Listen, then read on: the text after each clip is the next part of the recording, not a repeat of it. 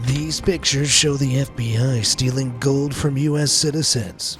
Notice the dark secret hidden in plain sight? It's everywhere. Want to know why Elon Musk is dating robots? I'll uncover his master plan and what he's really doing here.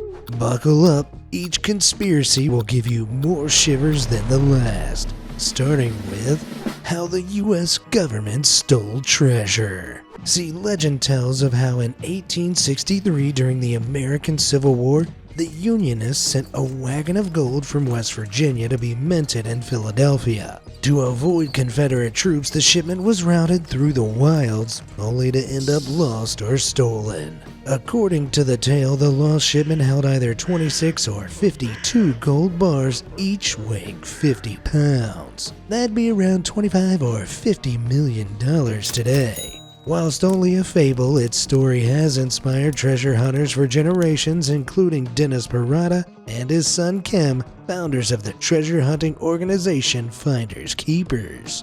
After years of scrambling through woodlands and toiling through spoil, the father and son found something. In a wooded Pennsylvania valley over 100 miles from Pittsburgh lies Dent's Run. While scanning the area with their detector, the pair heard up. The machine had registered a chunk of metal. Could it have been the legendary gold? Thrilled by the potential discovery and the juicy finder's fee in January 2018, the Paradas contacted the FBI with their evidence, as the local department he had permission from to excavate the treasure had later refused his access to the land. Weeks later, a small army of agents scrambled onto the site to survey it, and then they began to dig. In the end, they found nothing. Not even a speck of gold dust. The Paradas were gutted, but then they grew suspicious. The agents had promised the Paradas they could watch the dig, but when the day came, they were only occasionally allowed near the excavation site and always accompanied by an agent. The Paradas became convinced the FBI had found the gold and stolen it. With that, Finders Keepers filed a lawsuit and took the government to court. Of course, the agency denied all allegations and insisted they'd found nothing at the site, but things only got weirder. Local witnesses reported hearing the heavy clatter of drills and tools in the middle of the night, like the agents were digging in secret. One local, Eric McCarthy, told of how he saw 3 trucks roll by. One was sagging low to the ground as if it was stuffed with something heavy. The Paradas demanded that the FBI release documents and the 17 videotapes they'd filmed of the dig. They did, but with caveats. The documents revealed that the agency had indeed found a massive metal chunk beneath the earth, something with the density of gold, and it weighed around 9 tons. That's heavier than 2 hippos sat on a grand piano. Okay, so what about the tapes? Well, instead of providing all 17, the FBI only procured 4, and none of them showed the discovery of anything. Maybe the Bureau deliberately destroyed the rest of the footage so they could keep the treasure for themselves. Precious. Some people think that even more documents exist, once the FBI still refused to release. At the time of making this video, the case remains unsolved. No one knows what really happened to the gold, or if there was ever any gold at all. All this guessing is making me anxious. I need something lighthearted. How about America's Got Talent?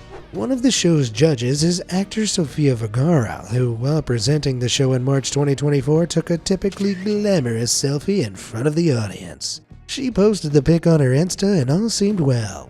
Except, eagle-eyed viewers noticed something odd about the snap. Look in the background. There's something wrong with the audience's faces. This woman's got holes in hers. Now, it's probably not anything supernatural, but netizens began to wonder, could this image have been made with AI? It's becoming increasingly common for celebs to use AI or Facetune to touch up a photo. Remember Kate Middleton's slightly off pic? Heck, over 14% of Beyonce's Instagram content has been found to be AI edited, and for Khloe Kardashian it's a mighty 25%. Vergara's never publicly commented on it, which makes me wonder, why did she do it? While experts have pointed out that smartphone cameras often use AI enhancements to blur backgrounds, which can result in creepy, distorted faces like the ones in that crowd. Still, there's a deeper conspiracy here. Some claim it's proof of the dead internet theory. The idea that the internet consists mainly of bot activity and automatically generated content to minimize organic human activity. Since so many celebrities are being caught faking their photos, it's not unrealistic to expect that in perhaps just a few years, almost all celebrity content will be AI generated. It makes sense on so many levels. It's low effort and AI can optimize the content better on many levels. These photos are just the tip of this AI iceberg. Back in August 2024, posts on Facebook, Instagram, and X circulated images of oligarch extraordinaire Elon Musk sitting with his robotic girlfriend at a restaurant.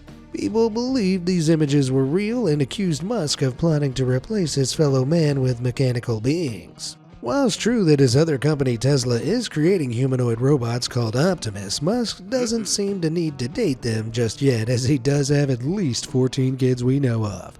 And the image of him with the robot is fake and was posted on a parody account. I know it's a cliche to say it's becoming difficult to know who to trust, but as we develop parasocial relationships with public figures, celebrities become photoshopped deities worshipped as their image drifts further away from reality. Which brings me to his potential grand plan. As you know, Musk's Doge has stirred controversy with mass layoffs and brutal budget cuts. It's left many wondering, what is this all for? Plenty are skeptical. Some, like Hollywood actor Mark Ruffalo, point instead to Musk's bizarre ambition to blast off and form a colony on Mars by 2029. Mark claimed Elon told him all of this the first time they met. To fund his company SpaceX, he needs money. And where better than taking it from the American taxpayer? Mark claims that Musk is funneling government money into space travel, as Mars colonization wouldn't be possible without cleaning out government coffers. As for the theory that he's using Doge to siphon money into SpaceX, there's currently no evidence to support it other than Mark's interaction, if you believe it. That's not the end of the Musk theories, I'm afraid. Did you see that footage of him balancing a spoon and fork on the tip of his finger, clearly thinking it made him look cool? It's pretty impressive. Dude's got that cutlery riz. Nice. But what's really behind this mastery? Musk has been fairly open about taking a certain substance beginning with K to manage depression. Healthcare experts stress that it should only be used in small doses and by patients who haven't responded to other treatments, and while Musk denies abusing it, rumors have spread that he dabbles far more than he should. Could that be boosting his coordination and concentration, giving him this special power? Probably not. In reality, the substance can impair motor skills rather than enhance them. More likely, this is just Musk being Musk, as many are claiming it's just more evidence of his Asperger's syndrome. But from one megalomaniac to another, let's move on to L. Ron Hubbard. In 1950, this American sci-fi author developed Scientology, the now infamous cult religion. Over the years, the church has been embroiled in all sorts of scandals, from practicing medicine without a license to kidnapping. Oh dear. But did you know this secretive organization has even infiltrated the US government? Bear with me. Since its very beginning, Scientology has sought recognition as a religion in order to be tax exempt. However, the church was involved in lots of money-making ventures like selling religious services, books, and merchandise, all for the benefit of Mr. Hubbard. So in 1967, the IRS classified it as a business, much to the church's anger. Jump ahead to 1973, and Hubbard wanted to clean up his image. Did he stop kidnapping people? No. Instead, he drafted up a secret document labeled Secret. Smart, L. Ron. The document detailed Operation Snow White, a conspiracy aimed to get back at government agencies like the IRS by erasing reports that made Scientology and Hubbard look bad, what the church considered fairy tales.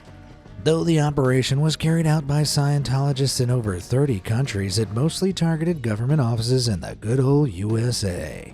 Led by Hubbard's wife, Mary Sue Hubbard, 5,000 undercover Scientologists took up work at 136 government agencies, including the Department of Justice and the IRS, so they could steal and illegally copy documents. In 1974, they even planted a bugging device in an IRS conference room right before a meeting about Scientology and recorded it from a car parked outside. All of this was justified by Hubbard's fair game policy, a church doctrine which states that church enemies can be deceived, sued, and even injured by any means, amongst a host of other nefarious things. Jeez. However, the plan began to unravel in 1976 when two Scientologists, Gerald Wolfe and Michael Meisner, were caught snooping around the United States courthouse, prompting a suspicious librarian to alert the FBI. This led to a wide-sweeping investigation, and 1 year later the conspiracy had its pants pulled down and exposed for all to see. Mary Sue Hubbard and 10 other Scientologists, yes, just 10 out of 5,000, pleaded guilty and were sentenced to prison. Mr. Hubbard, though, named as an unindicted co-conspirator, escaped punishment due to a lack of evidence directly linking him to the crimes. Lack of evidence? Was the whole courthouse asleep? As if the lack of prison time wasn't enough, years later in 1993 the government forgave all this. Seriously, Scientology was finally officially recognized as religion under U.S. law, and the IRS issued 30 tax exemption letters covering about 150 Scientology organizations. This all sounds pretty suspicious to me. Have the Scientologists managed to sneak into even grander government positions? Maybe they even got to the very top. Oh my God!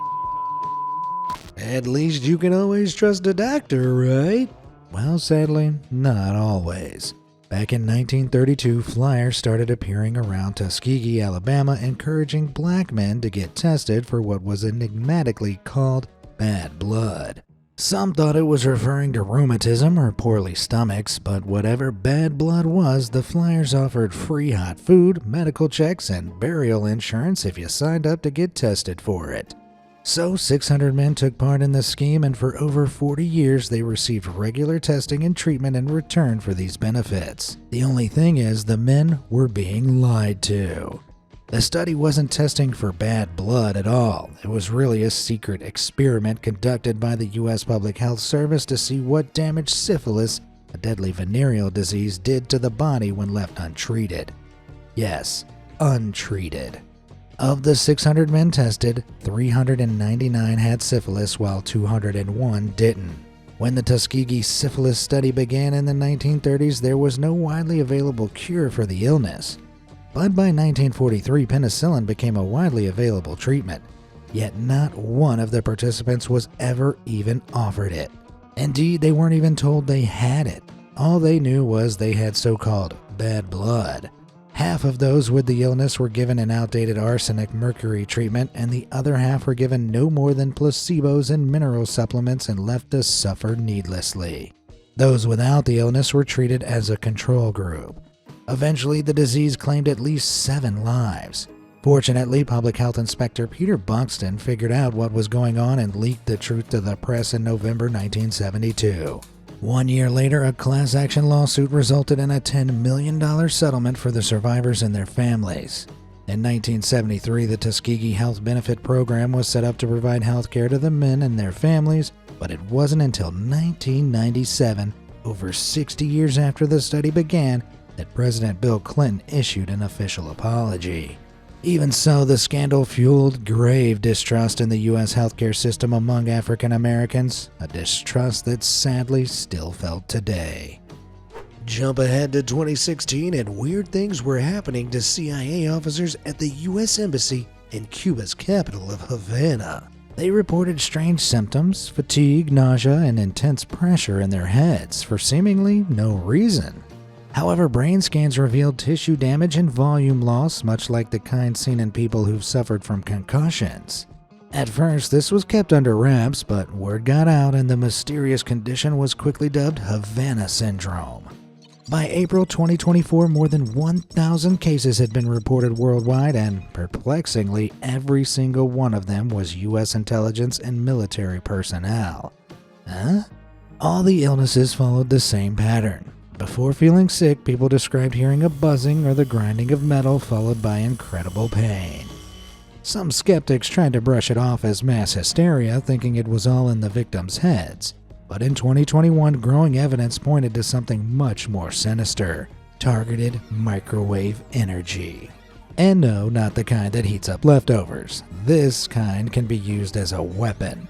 Professor James Lynn had investigated it back in the 70s at the University of Illinois, conducting tests on himself by sitting in a soundproof room with a microwave antenna aimed at his head. The high-power microwaves created pressure waves in his brain, which he interpreted as sound, but it was sound only he could hear. Turn up the power too high and his brain would have been scrambled. Now, some U.S. officials were convinced that these attacks were orchestrated by foreign agents, with some publicly calling them directed energy attacks.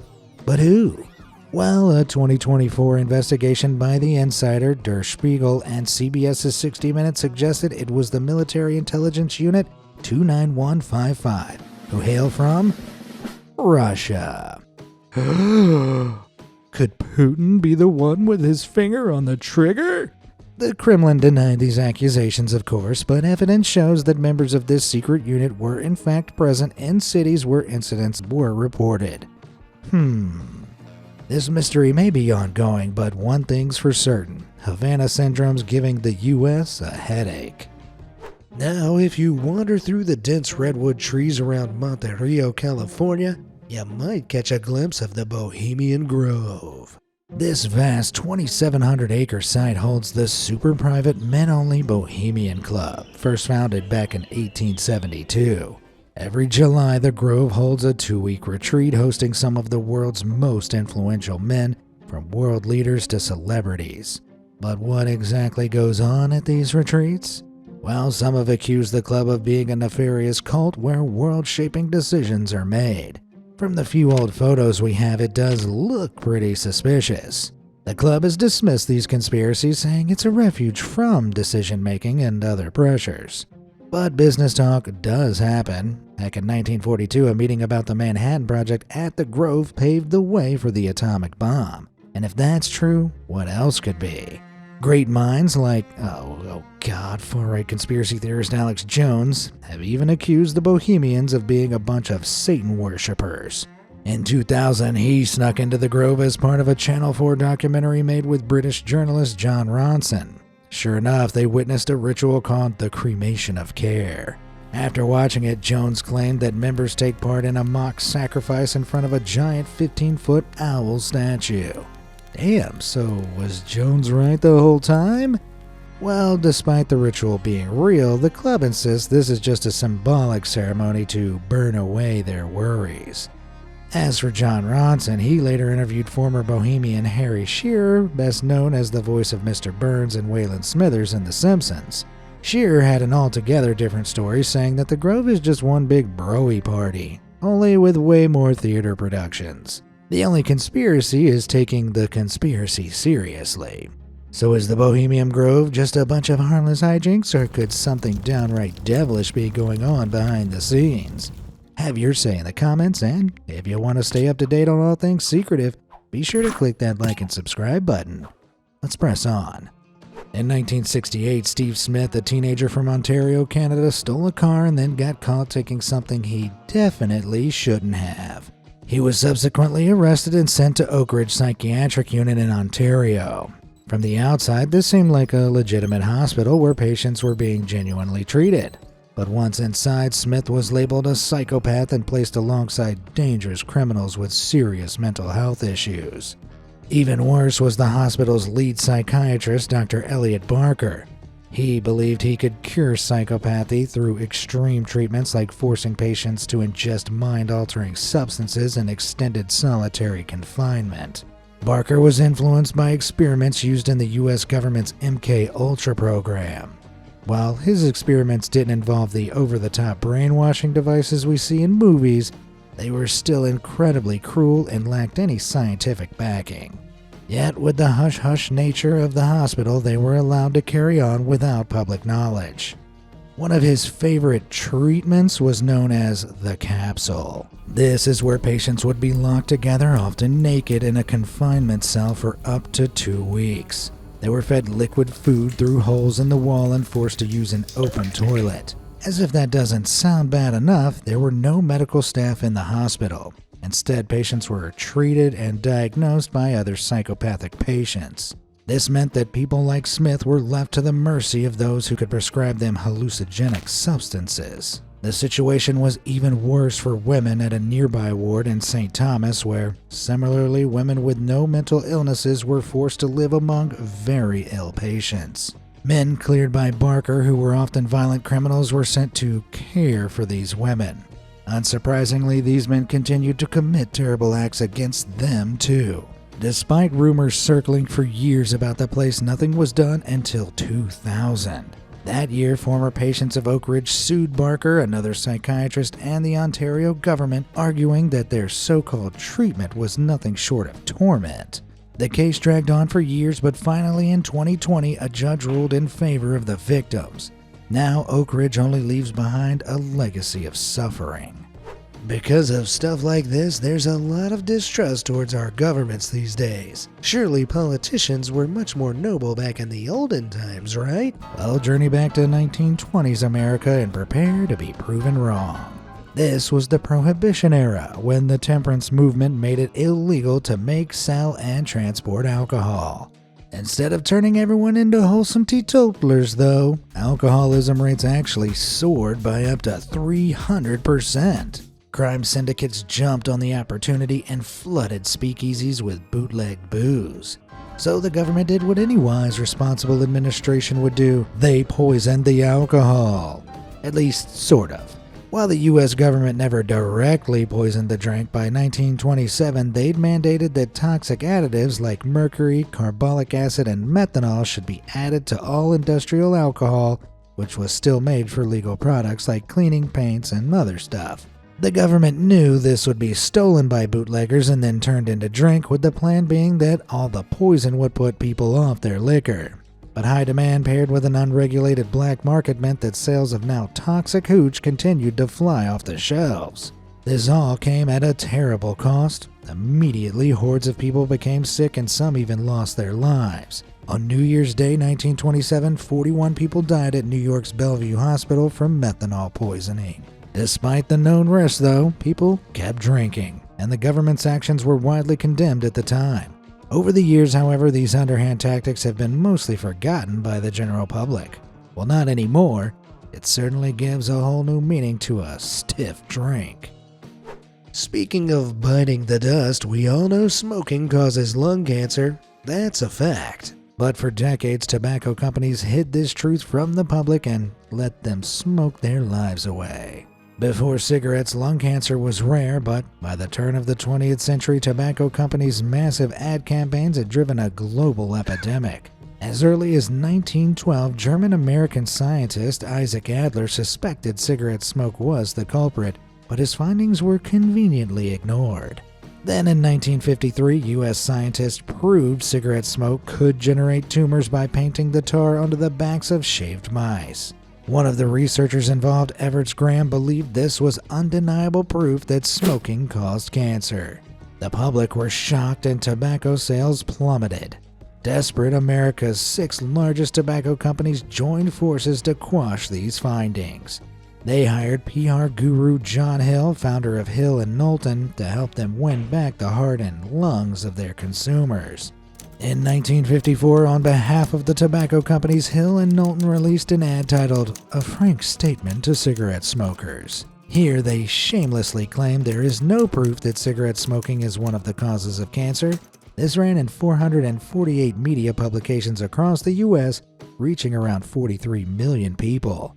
It reassured readers that the tobacco companies were establishing the Industry Research Committee, where they'd hire the best scientists to get to the truth. For decades, they repeated the same lies, saying there was no substantial evidence and insisting the debate was still open.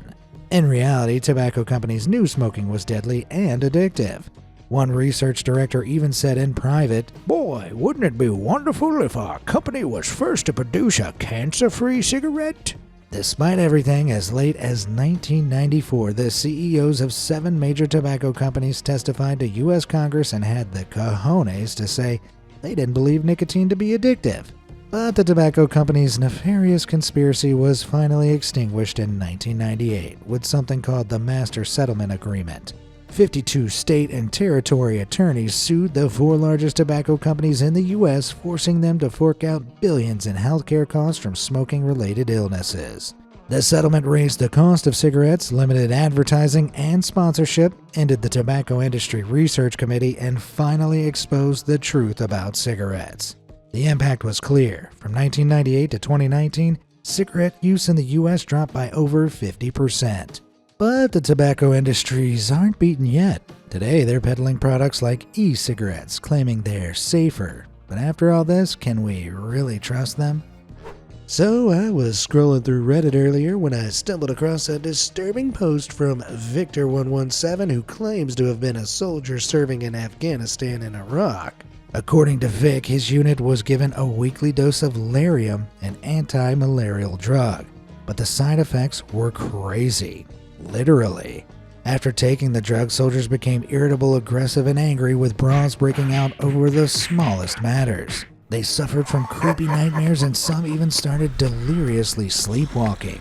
It was so chaotic that the day they took their dose became known as Psycho Tuesday. These side effects were dismissed as combat fatigue, but Vic says that it was actually all part of a secret experiment to test Lariam's effects at different levels of toxicity. Come on now, you don't expect me to believe, oh, it's actually true. Lariam, also known as mefloquine, was developed in the USA in the 1970s and issued to British troops in 1993. Jump to 2015 and nearly 1,000 British men and women say they've needed psychiatric treatment after taking it. It's not surprising. Lariam's been linked to long-term mental illness like hallucinations, violent outbursts, depression, and psychosis. One ex-Army chief, Lord Richard Dannett, admitted in 2016 that he wouldn't touch the stuff after seeing what it did to his son, and even apologized to soldiers who were made to take it. Luckily for Vic, he'd started spitting his out before he could suffer any long-term effects. And in March 2024, over 450 veterans sued the UK's Ministry of Defence for their suffering at the hands of Lariam. So its time may be up. Fatty food is bad for us, sure. Everybody knows that. I mean, the New England Journal of Medicine assured us saturated fat causes heart disease way back in 1967. Hold on, there's more to this than meets the eye. In 2016, a researcher at the University of California, San Francisco stumbled upon documents from the Sugar Research Foundation, or SRF. Back in the 60s, the SRF was facing mounting evidence that sugar was harmful, which was obviously bad for business. So they came up with an ingenious plan. If Americans could be convinced to eat less fat, they'd replace it with sugar. The newly discovered document suggests that the SRF paid 3 Harvard scientists over $65,000 in today's money to publish a report on sugar and fat's effects on heart disease, with the results being hand-picked by the SRF.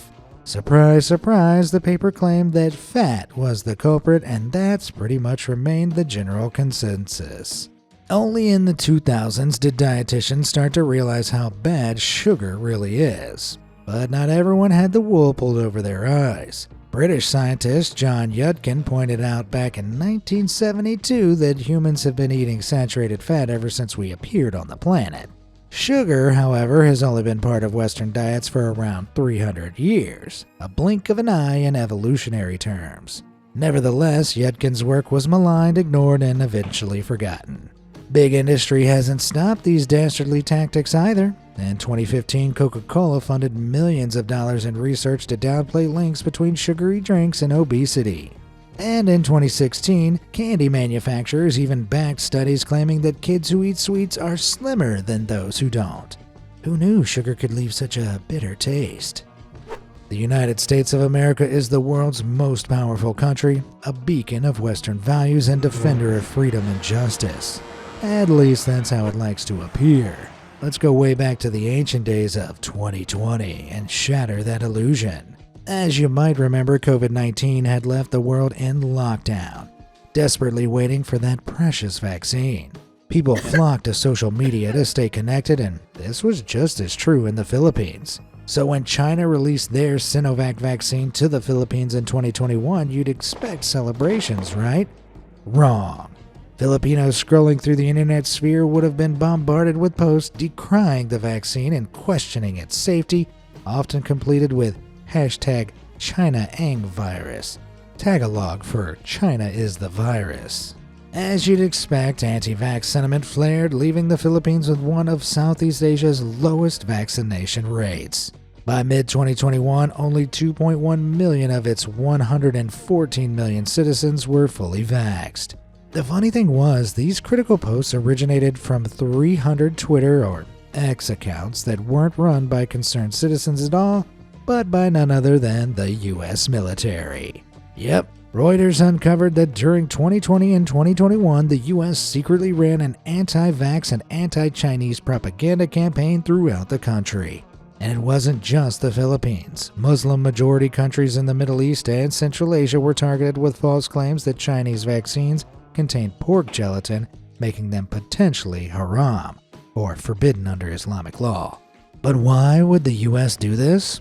Well, under President Trump, the dirty campaign was retaliation against Chinese intelligence. They'd created fake social media accounts promoting a conspiracy that COVID originated at Fort Detrick in Maryland, something the US decided to mirror in their own conspiratorial campaign.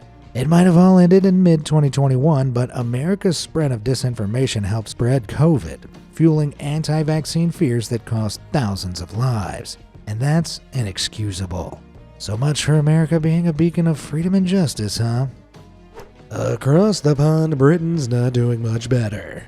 You may have heard of Boris Johnson. This British politician and former Prime Minister is one of the most polarizing figures in recent memory. But he could also be responsible for a nefarious ruse a lot of people don't know about. In the country's 2016 referendum, the UK had to vote on whether to leave or remain in the EU. Boris campaigned rigidly to leave and made an infamous claim that was printed onto a bus. That if Leave won, the £350 million a week that the UK sent the EU would go to the NHS instead. It was a complete lie and one Boris took heavy criticism for after the UK did indeed vote to leave the EU. But that's not the ruse I'm talking about. Jump ahead to 2019 and Boris was now campaigning to become the UK's Prime Minister. In an interview with Talk Radio, Ross Kempsell asked him what he did to relax. The soon-to-be Prime Minister gave a bumbling speech about his passion for making model buses. I have a thing where I make models of. When I was in London, well, Mayor of London, we build a beautiful. I make buses. Okay, kinda weird, but everyone's got their hobbies, right? Well, Bojo's rambling answer may have been strategic. At the time, if you Googled Boris bus, you'd mostly get the image of him in that infamous Brexit bus, something he didn't want in the spotlight. But after the interview, searchers were more likely to bring up his supposed hobby instead. What's more, Kempsell, Boris's interviewer, was later given a seat in the House of Lords by none other than Boris himself, making him Baron Kempsell of Leckworth. This title gives him the right to claim £323 tax-free a day for the rest of his life. Crikey. He's since set up his own businesses, and guess who one of his clients is? That's right, old Bojo. Could the whole interview have been a ploy by Boris and Kempsell to play down unflattering news and aid Boris's election campaign? It's not been confirmed for sure, but it certainly looks like a case of you scratch my back, I'll scratch yours. Now for something nice. Everyone loves gorillas, right? But what if I told you these big burly animals are actually fantastical cryptids, more suited to myth than real life? Well, if you were from the days before the 20th century, you'd agree with me. Back then, tales of mysterious ape men lurking in the jungles of equatorial Africa were abound. One of the first accounts we have comes from the 5th century BC when Hanno the Navigator, a Carthaginian explorer, wrote of an island populated by hairy beast people his interpreters called gorilli. Sound familiar? And if we jump forward a few thousand years to 1625, English adventurer Andrew Battelle wrote of a beast he saw in Africa called the Pongo, describing it as a giant man covered in long hair. Even with these detailed descriptions, though, people dismiss the stories as conspiratorial nonsense. An end to this apish mystery came about in 1847 when American scientist Thomas Savage, fitting name, discovered the skull of a large ape while in Africa. Curious, he asked local hunters about the animal, who described big monkey-like creatures that lived in groups led by a single dominant male. Based on these accounts, Savage wrote to his friend Jeffrey Wyman, who classified the creature under the name gorilla, after Hannon's creatures. The gorilla conspiracy was further dispelled by an increasing number of people seeing them in the flesh. In 1860, French-American explorer Paul du Chaillu claimed to have seen gorillas whilst traveling through Gabon. He described them as violent, bloodthirsty monsters and hunted the animals, bringing their bodies to London, where he sold them to the Natural History Museum. Unsurprisingly, du Chaillu's sensationalist accounts were dismissed by naturalists who questioned his status as a gorilla expert, but the bodies he brought back helped to finally prove gorillas are in fact real. Of course, we know today that these savage monsters are really gentle giants. Who knew it was such a thriller when it came to gorillas? With that, we've come to the end of our mind-boggling video. What crazy conspiracy blew your mind? Or are you still a skeptic? You can let me know in the comments, or not. It's up to you. I'm no L. Ron Hubbard. Thanks for watching, guys.